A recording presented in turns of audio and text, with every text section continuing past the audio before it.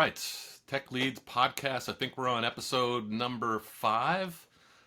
Today we have Andrey Karavaev with us. Andrey, thanks for joining.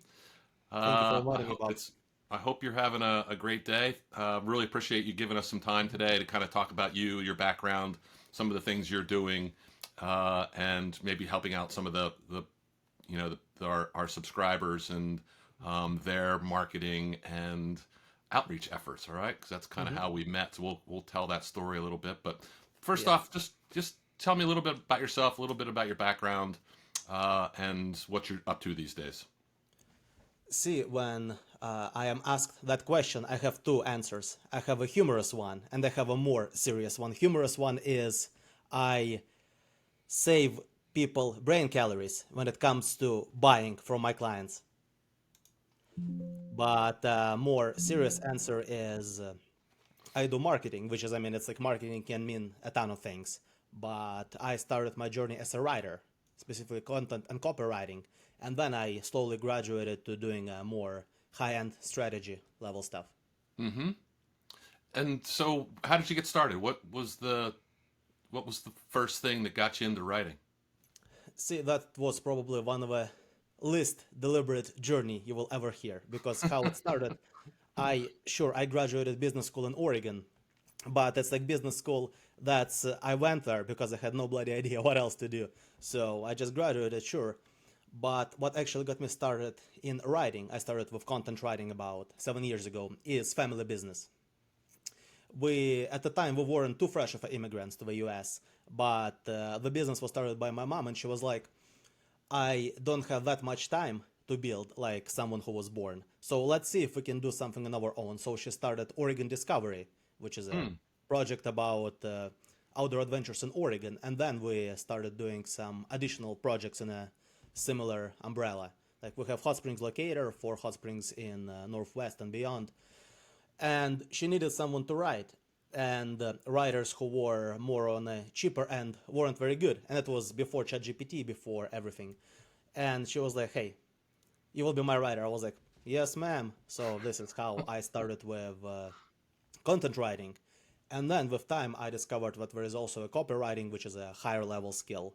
And then slowly, as I grew my expertise in copywriting, I start seeing not just like how that specific piece I write fits in, but how it works with all other pieces, with overall marketing strategy, with overall brand presentation, brand voice, and graduated to doing higher level things. Very good. And then what happened? So last time we talked to you, you mentioned you've done some time overseas and you've done a lot of traveling. So take me through, how you've progressed over time from, writing for your mom for her company, and then now you've basically got your own marketing agency. Yeah, so essentially, I graduated in 2015 and I was hanging around Oregon for a bit. And then I was like, you know what? I lived here for 15 years. Let me see what else is out there. Let me see what else is out there. And I decided to travel for a bit. I spent a bit of time in Europe, I spent a bit of time in Asia. And on one of my flights from Ho Chi Minh City to Tokyo, I met Kevin Mang, who was up there when it comes to content writing specifically. Hmm. And as it's a separate story, but turns out he was world famous in his niche, and I didn't even know that. But it's a separate story. So I met him. We started talking. I mentioned what I am doing, content writing, and he said, "Oh yeah, this, and that. There's also those opportunities, and we have a huge community in Ho Chi Minh City. Let me introduce you." So this is how I went to, I mean, standard, uh, a bunch of boys and girls drinking session. It was extremely informal networking event, and I started shaking hands, breaking bread, and I realized there is a ton more things in addition to basic copy and content writing. And so this is incredible, right? Because now you're in Vietnam. I think you said you did 5 years in Vietnam. Yeah, it was 5 years, And how different did you units. deal with the language? I didn't. See, because in the end, it's Vietnamese are probably one of the most friendliest people, and if I come through and they cannot speak a single word, it's there's always hand gestures, there's always Google Translate, and English can still get you pretty far, and I also speak Russian. So in some areas, for example, I spent 3 years in Ho Chi Minh City, which is a Vietnamese New York, like big city life, businesses, etc. And I spent 2 years in Nha Trang. Nha Trang is like Vietnamese Miami. It's like beach life, it's parties, it's chilling, etc. And where it's the going joke is what Nha Trang is a city what Vietnam lost to Russia simply because amount of expats. Because I mean, it's much easier for Russian nationals to go there because of visa requirements, and there are a ton of tourists, and there are a ton of expats. So some local businesses actually starts tailoring towards Russian speakers. So once I went to the clinic, and and there is a like regular clinic, and there is an international wing, and the reception girl asked me which language I speak. I was like, pick one. I can probably match that. That's great. And then you came back to the States. Yeah. And what, just so tell me then what, between then and now, what's kind of changed for you? Because you're not doing just copywriting anymore, right? No, I still do. I still do. But you're doing more marketing, it sounded like.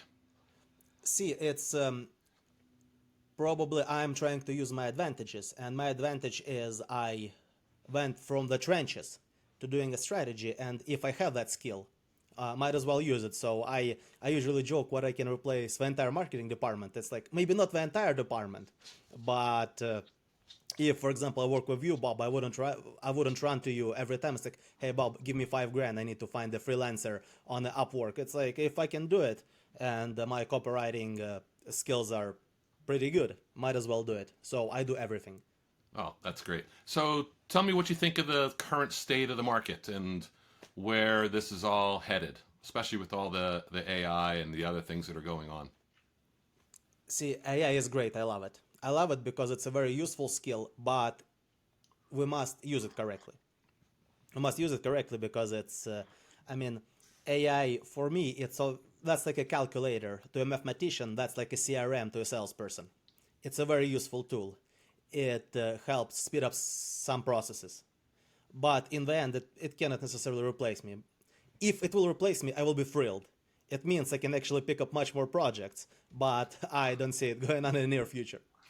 Yeah, I kind of think the same thing, right? The way I phrase it is, and I've talked about this before in other podcasts, is that it's really search engine 2.0, right?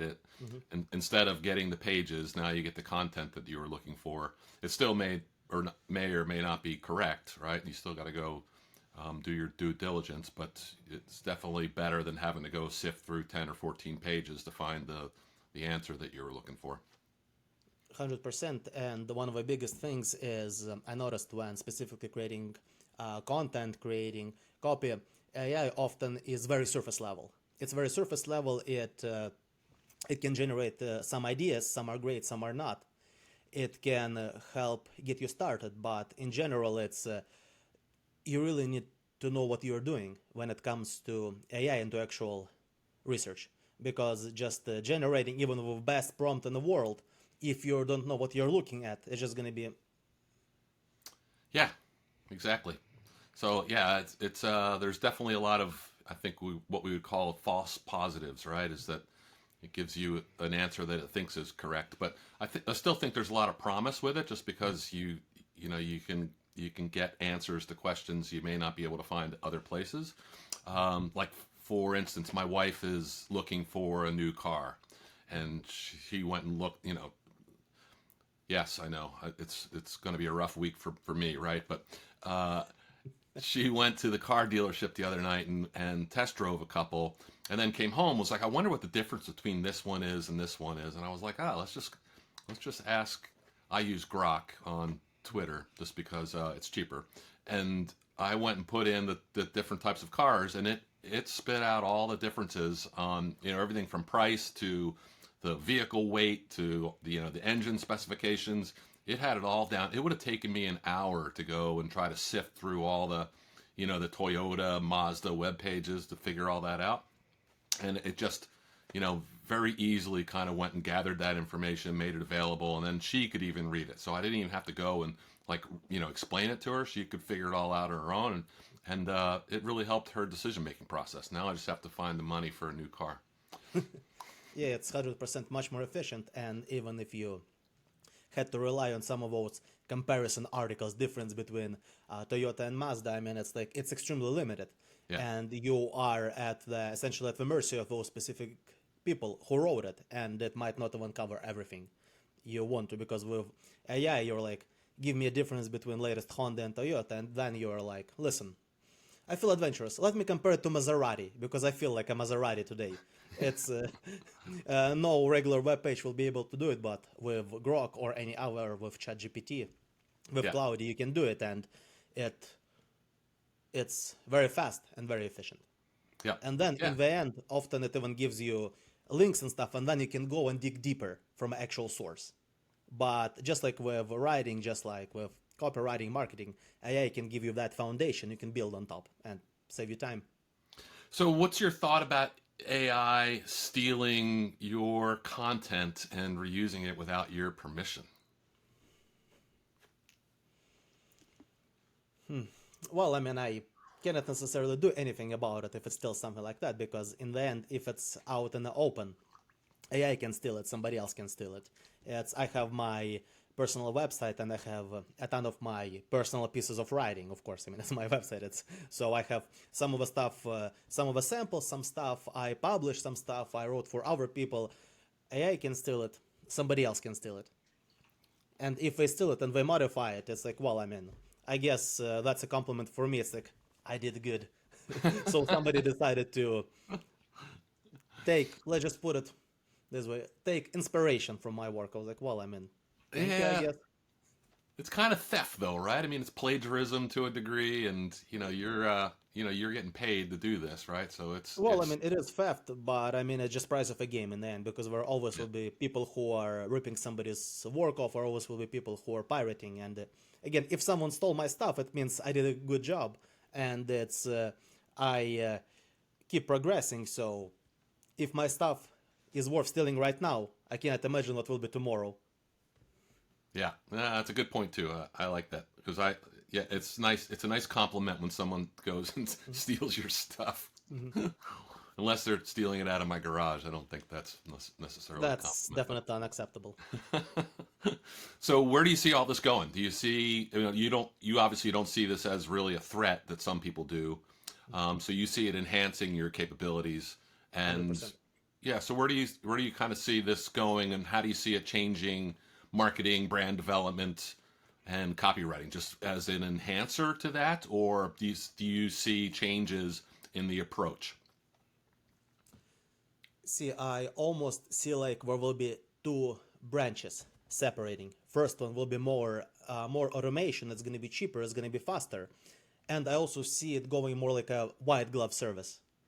It's more human, more personal, almost like call it, I don't know, Versace of marketing Yeah, type deal. So some people who are looking for faster, simpler, cheaper, that's going to be, hey, let's automate everything, including our sales processes. And you know how it goes when there is no human touch and very little. But at the same time, companies or individual entrepreneurs, if they want a better, more human touch, they would probably look for people like me who use AI, who help save money, who increase efficiency, but we don't forget what we're humans in the first place. Because I mean, try to talk to a robot, even the most advanced one. With time, you will be like, something is off. yeah. I've talked to a bunch of people about this as well, and it's the authenticity factor, right? That and the more I see it, the easier it is to see, and you can just tell. I mean, even some of the fake videos that come out, you can it doesn't take long to pick up that this isn't the real person talking, right? There's gaps in there, and you can kind of see things. And then just looking at all the outreach on LinkedIn, um, which I get a ton of every day.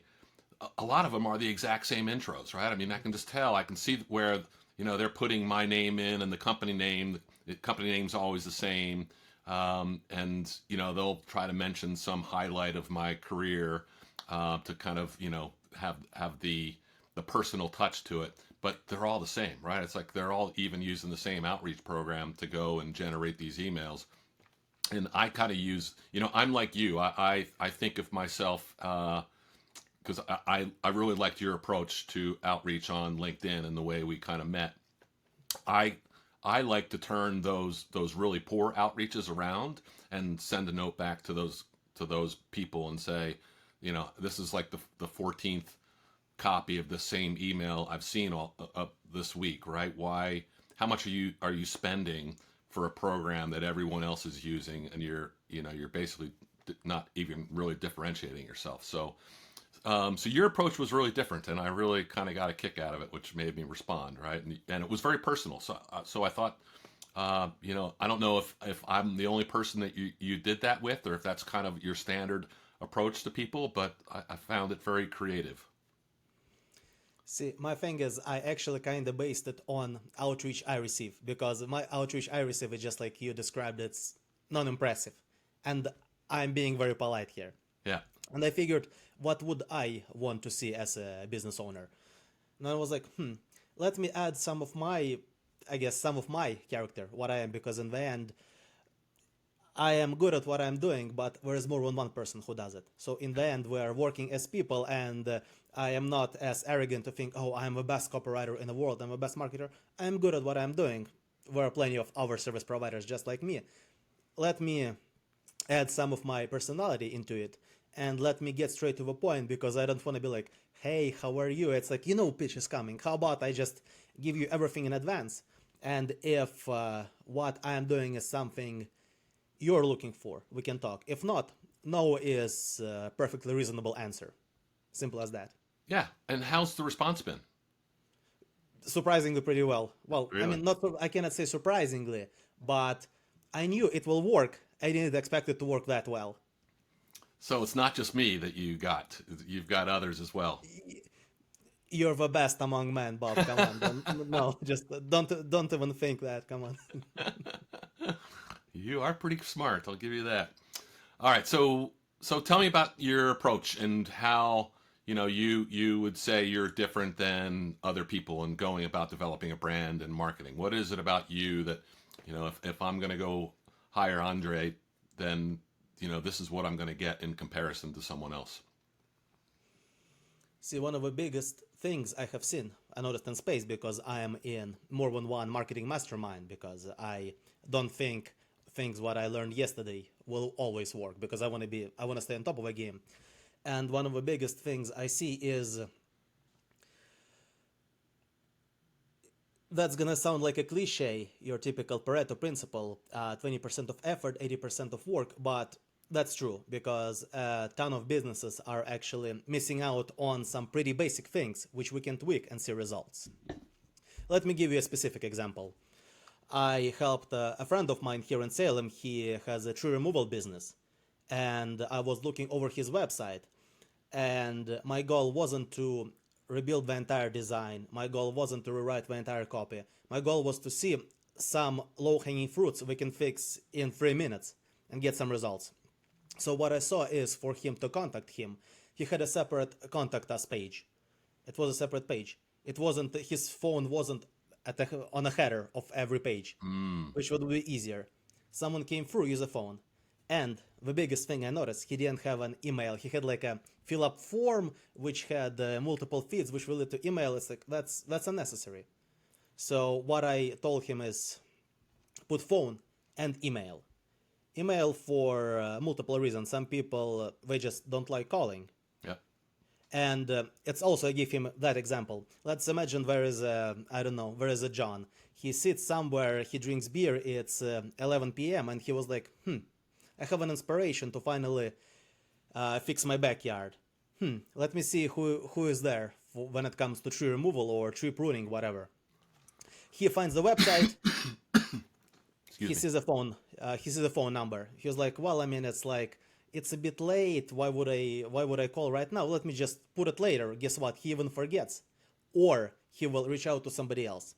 But if there's an email, he can just send an email, and he already made a first step to purchase. Yeah. I mean, it's not a guarantee, but it's a first step, and we already got our foot in the door. And if we have that email, we can always try to follow up, reach him back, send an email back and said, "Hey John, how are you doing? Is tree removal still on your mind or something?" Well, I mean, it's gonna be it's gonna be better than this, but we can always reach out back. And I have seen a ton of mistakes like this. That's a super basic example for a small local business, but there are a ton of examples even with big businesses I see. Yeah, I see the same thing. Yeah, there's always it's always easy to pick out the mistakes, right? You know, what other than typical websites, especially around brand development, because this is something that you know I'm even struggling with now. We're looking at potentially rebranding and you know going down a different path with the business, just because you know we're getting pulled into different types of deals than we originally anticipated. So we're looking at, you know, should we rebrand? Should we, you know, kind of refocus the business? We're already redoing the website and that kind of stuff. Just what kind of advice would you give someone who's going out and doing that? You know, what things to kind of think about that they may not have, you know, in their view already. See, I will give you the most boring advice ever, but it works. Figure out who is your customer and figure out their actual pains and try to dig deeper into their pains, because growing your business, I mean, it's you can write it to everyone, hey, let's grow your business, but it's like, what's exactly the problem and why they would want to give you money versus anybody else. And I'm talking about specifically other companies in your niche, and I'm talking about our alternatives. Like, Yeah. it's a basic comparison: gym or Ozempic. What is it? It's a basic comparison: gym or Ozempic. It's like, are Oh people yeah, gonna go to the gym or are we gonna take Ozempic? GM or So Ozempic.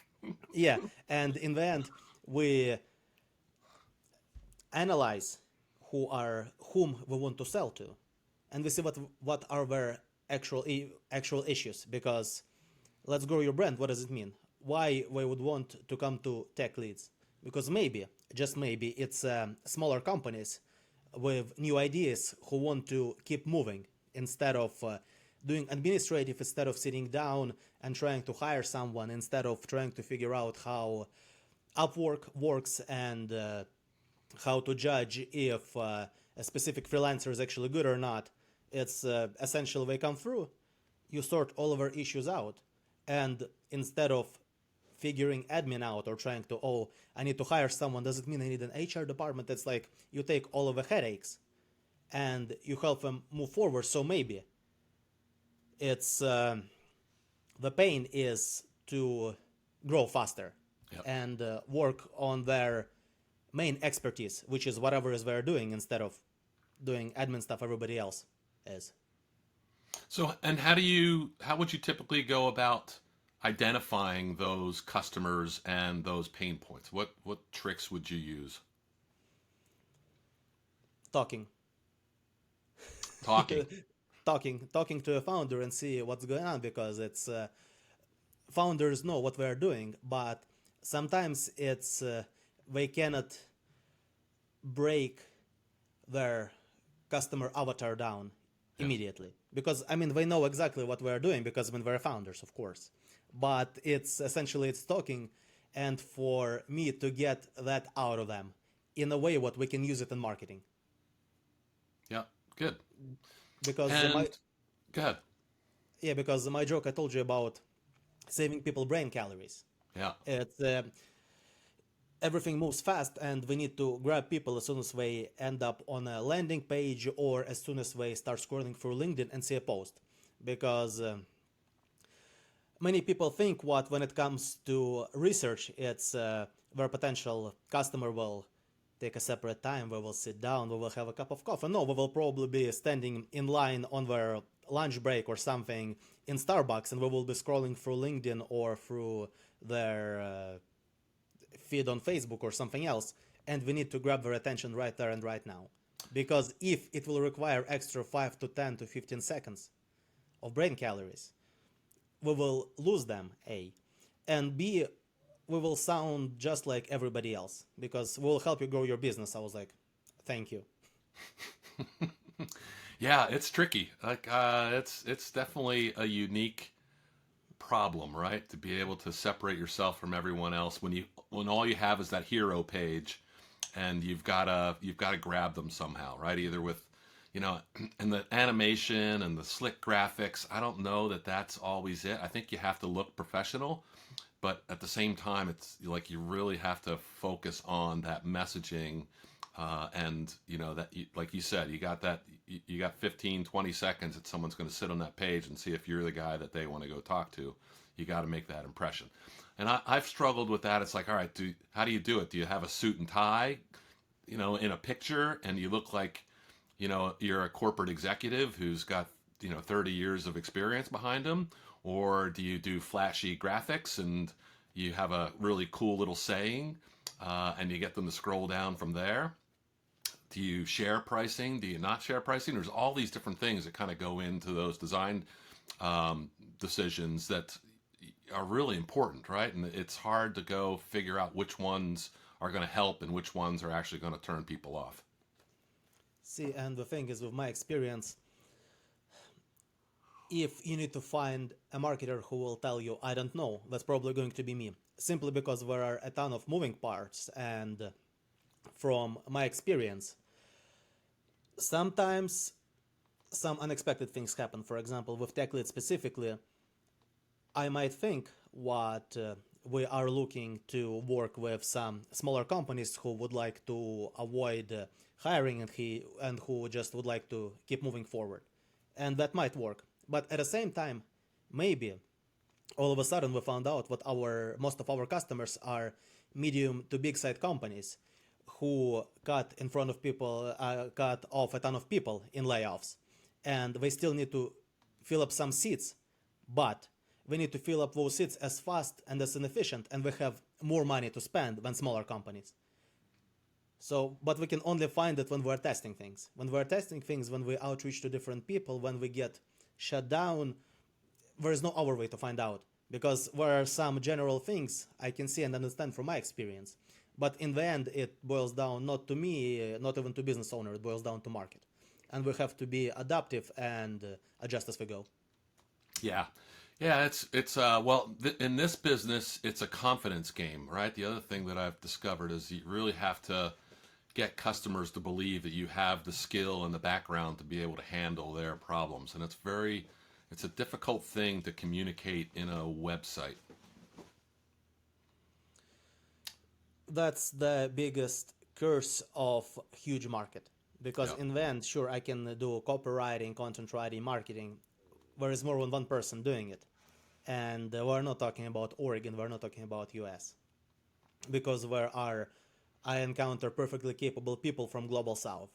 And where English is good, they can do a good job, so it's a global market competition. Yeah. So this is where communication comes into play, and funny enough, it was one of the biggest reasons which led me to put extra effort into my sales and communication skills. Because, well, two reasons. Well, first of all, global competition, I need to be able to do more than just one skill. I need to know more skills, and I need to be able to represent it well. And B is, I saw more than one person who did much better in business financially while having lower skills. That pissed me off, and I was pissed off for about 17 seconds. Then I was like, let me see what they're doing, what I'm not doing. And this is where personal presentation, personal branding, communication skills come into play. I was like, well, I can be mad, and I was for 17 seconds. And then I decided to, how about what they have and I don't? I get it. Because if I will have my skills which are higher than theirs, and communication, self-brand, self-presentation, sales and communication skills. Sam, I'm still working on that, obviously. Yeah. And if I have that, what prevents me from doing better than them? Yeah, yeah, I see that as well, right? As you have to really be on top of what everyone else is doing and how the industry is moving. So that that becomes a big part of the day as well, right? It's not only do you have to do your own marketing, your own outreach, your own sales. You got to do deliveries for the current projects you have, but then you have to stay on top of what's going on in the market and around you, and what are other people doing, and what are what are they seeing. And I really liked your point about talking to other founders and other people, which I'm really big on, just because you strike notes, you see where they're getting some level of success, and the other thing that I find is you find out where they need help, right? And you have this opportunity for collaboration to maybe, we could really use your help on this project that we're about to sign. We haven't figured out, what the team's going to look like yet, but this has already happened to me a couple times now where, excuse me, just taking an outreach request on LinkedIn and talking to another founder has led to a new business opportunity, not only for them, but for us, right? Just, almost like this conversation between you and I.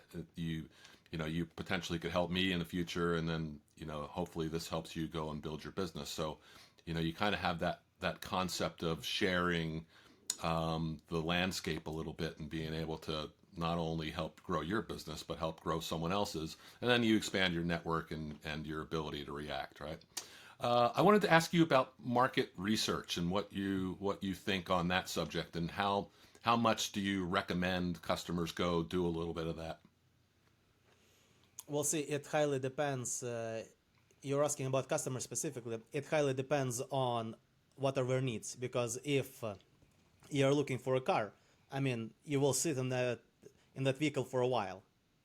But if it's something minor, just go and buy it. So it highly depends. Like, what about you're developing a product, right? And you don't know if anyone's going to buy it, and you don't know what price you should charge. See, my most favorite market research tool is just to try it. It's my most favorite one, but again, I mean, there are reasons. We cannot just start launching if it's an actual product. We cannot just go to a factory and drop 100 grand on a first batch and just to crash and burn. But at the same time, if, for example, if there's a physical product, we can always do regular market research, see what people are buying, see search volume in Google, etc., etc. And we can also assemble a website. We can put a product on.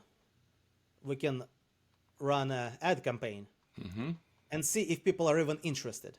Yeah. And if yes, and we see clicks, well, I mean, it's like our apologies, because of demand, product is out of stock, but in order to compensate for your interest, we will give you a discount, or we will give you 2 for a price of 1 or something. And then we see a demand from actual real market. And this is when we'll start running an assembly line. Interesting. I like that approach, right? So it's almost like, you can get into A/B testing, right? That we call it in software development. So which website's going to convert more customers, right? So it's an interesting approach. So you're not, it's developing surveys and paying some, expensive agency to go out and do interviews with a bunch of potential buyers. That might get you some value, but it might not too, right? Versus just putting something out there and seeing if people get interested.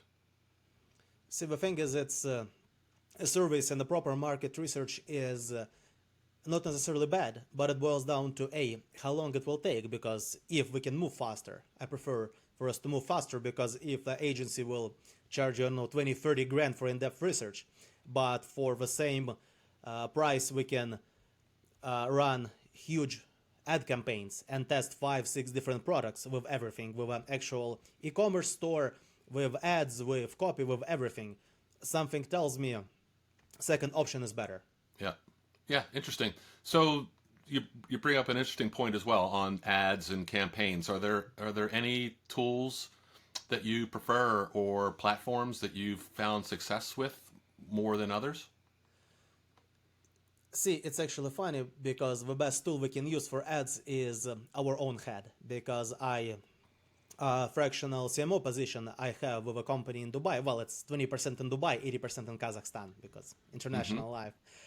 I talked to a CTO. He is my main point of contact, and he was asking me, we can do this and that. How about social media? We're working on our Instagram. I was like, wait, Instagram? we're selling B2B solution, and by the level of compliance, it might as well be B2G. You Yeah. have Instagram, let's keep it, placeholder. But in the end, we need people on LinkedIn, and we need people with direct mail. I Yeah. even gave him that advice. I said, the people with outreach is HSE, which is Health Safety Environment, officials in Dubai, which are attached to every construction company, every big conglomerate. There is a limited number of those people. Which religion prevents us from sending them a FedEx envelope? And instead of doing it as a regular envelope, let's put an origami in there. I was like, origami is like, hey, are you going off a deep end? I was like, no. Origami makes it, instead of being flat, it appears like there is something in there. Ah, We help them actually open it. interesting. Yeah, that's an ad campaign I hadn't thought of, right? So yeah, in the end, essentially looking where our main audience hangs out, sometimes it's harder. Sometimes it's easier based on the product. Because in this case, I mean, I cheated because it's kind of obvious. I mean, if it's officials up there, Yeah. it's definitely LinkedIn. And then, since it's we don't have that many of those people, and it's all local because we were targeting companies in Dubai. It's Dubai. Let's just send them a FedEx. How much does it cost? Gotcha. So, just wrapping this up, what other advice would you give to a small, medium-sized company that's just kind of struggling to grow, looking for ideas that they can kind of flip the switch a little bit? So, what's the problem you typically see that you kind of go right to when you get pulled in to help out starting a marketing campaign or really getting a customer out of the slow growth phase? See, that's a tough one. That's a tough one because potentially there is more than one problem. It can be anything from brand messaging, from not knowing who is your actual customer is, from sometimes product is just shouldn't exist. Not in a sense what it's hey, forget about it.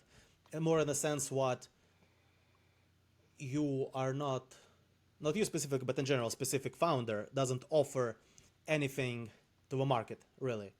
Yeah. So it's one of those things. It's gonna be a stupid example, but I love it. You will probably love it too. It's like, how about I put another sports bar on the corner? I was like, do you want to make money or is it a passion project? If it's a passion project, absolutely, let's do it. But if it's for the money, we might want to think about our product.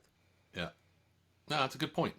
And yeah, you bring up another good point on, the product itself, and I like that term passion project because I think, that there's a lot of that out there, right? It's like I really want people to want this.